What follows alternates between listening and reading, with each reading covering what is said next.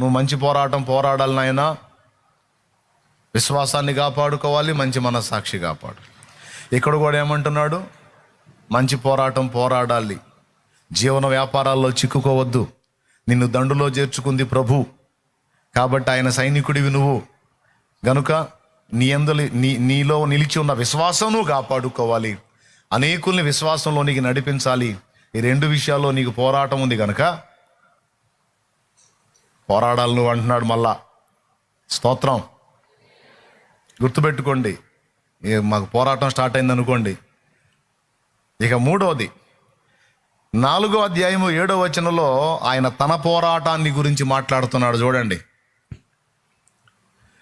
మంచి పోరాటం పోరాడి తిని. అద్దుగద్దుగద్దుగు 4:7లో తిమోతికి చెప్పి చివరికి తన పోరాటాన్ని గురించి మాట్లాడుతున్నాడు.